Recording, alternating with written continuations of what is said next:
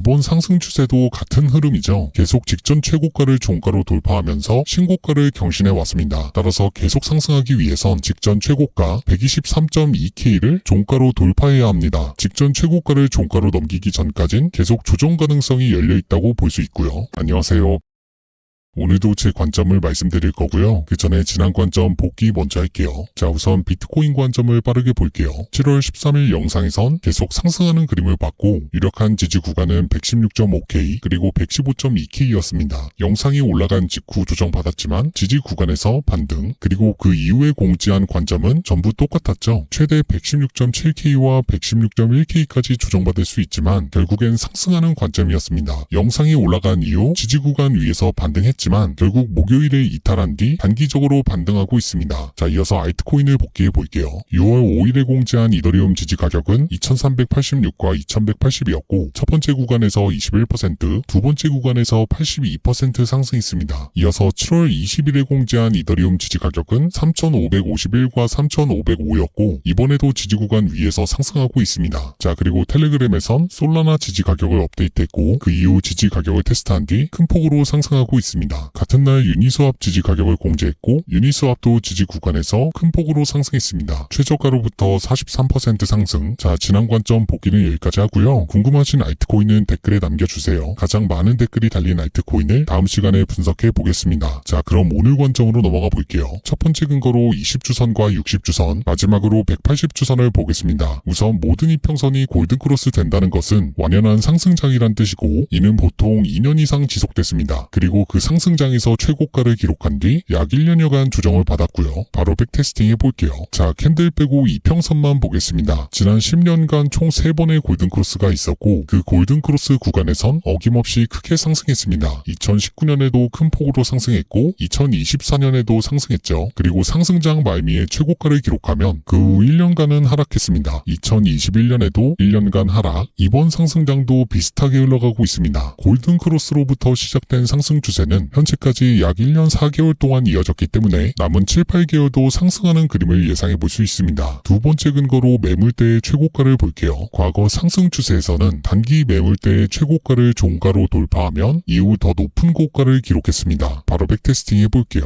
직전 매물대의 최고가, 그 최고가를 종가로 돌파하고 더 높은 고가를 기록했습니다. 그 최고가도 종가로 돌파했고 더 높은 고가, 그 고가도 종가로 돌파했고 더 높은 고가를 기록했습니다. 마침내 최고가를 만들었고 그 최고가를 종가로 돌파하지 못했죠. 이후 조정 추세에 진입했습니다. 24년 2월 차트를 볼게요. 매물대의 최고가를 종가로 돌파했고 더 높은 고가, 그 고가도 종가로 돌파했고 더 높은 고가를 기록했습니다. 계속해서 고가를 종가로 돌파했고 마침내 최고가를 기록했죠. 그 최고가를 더 이상 높이지 못하자 조정 추세에 진입했습니다. 계속해서 직전 고가를 종가로 돌파했고 최고가를 기록한 뒤 조정 추세에 진입했습니다. 계속해서 매물대의 최고가를 종가로 돌파했고 더 이상 고가를 높이지 못하자 조정 추세에 진입했습니다. 이번 상승 추세도 같은 흐름이죠. 계속 직전 최고가를 종가로 돌파하면서 신고가를 경신해 왔습니다. 따라서 계속 상승하기 위해선 직전 최고가 123.2K를 종가로 돌파해야 합니다. 직전 최고가를 종가로 넘기기 전까진 계속 조정 가능성이 열려 있다고 볼 수 있고요. 세 번째 근거로 추세선을 보겠습니다. 이미 지난 영상에서 많이 이야기했던 주제이기 때문에 최대한 간략하게 설명해 볼게요. 추세선은 3번 이상 테스트하면 돌파하거나 이탈할 가능성이 높습니다. 2번 테스트하고 세 번째 테스트의 돌파, 2번 테스트하고 세 번째 테스트의 돌파, 2번 테스트하고 세 번째의 돌파, 세 번째 테스트의 이탈, 세 번째 테스트의 이탈, 네 번째 테스트의 돌파했습니다. 자, 유일하게 남아있는 보라색 저항선도 결국 돌파할 가능성이 높고 그 돌파하는 파동이 직전 고가를 넘겨야 계속 상승세를 이어갈 수 있습니다. 자, 마지막 근거로 캔들 패턴을 볼게요.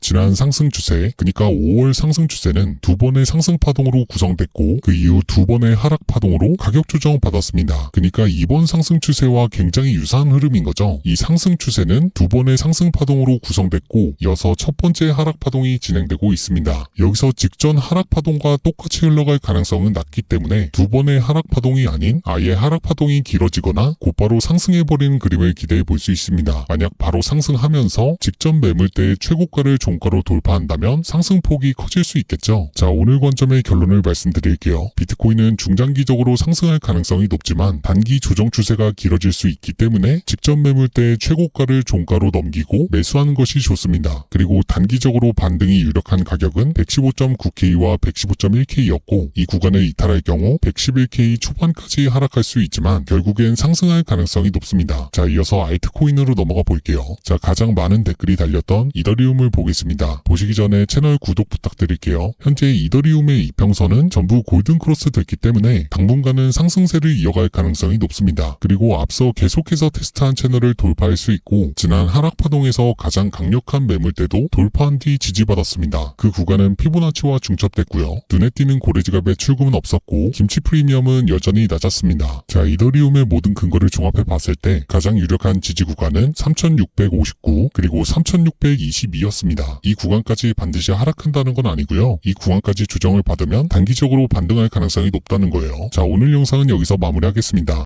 그리고 더욱더 정확한 관점과 이슈들이 궁금하다면 프로필 링크 통해 커뮤니티 소통방에서 확인하시면 됩니다.